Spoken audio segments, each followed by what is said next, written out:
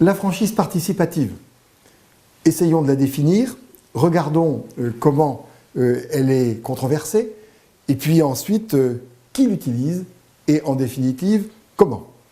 La franchise participative, c'est la prise de participation par le franchiseur dans le capital du franchisé. Il s'agit là d'une participation minoritaire, afin de laisser, autant que faire se pourra, une base de liberté, d'indépendance du franchisé. Pourquoi fait-elle débat? Parce qu'elle présente à la fois des inconvénients et des avantages.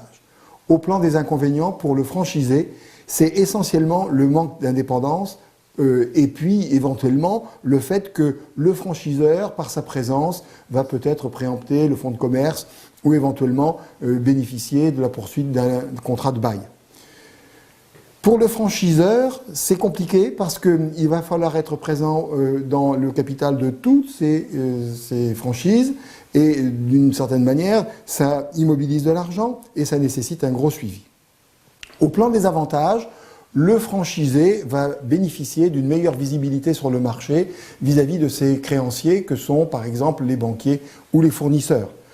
Et pour le franchiseur, eh bien, il va lui aussi bénéficier d'informations sur la gestion du franchisé ainsi que sur le suivi et les décisions qui seront prises au sein de l'entreprise.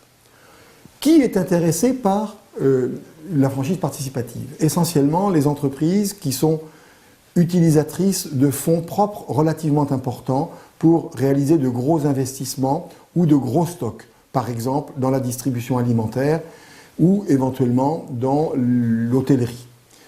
Comment utilise-t-on la franchise participative? Eh bien, il faut confier à des spécialistes le soin d'élaborer les différents éléments constitutifs du pacte contractuel, le DIP, le contrat de réservation territoriale si besoin était, mais aussi le pacte entre les associés pour savoir comment sont rédigés les statuts, de quelle manière les accords financiers seront réglés.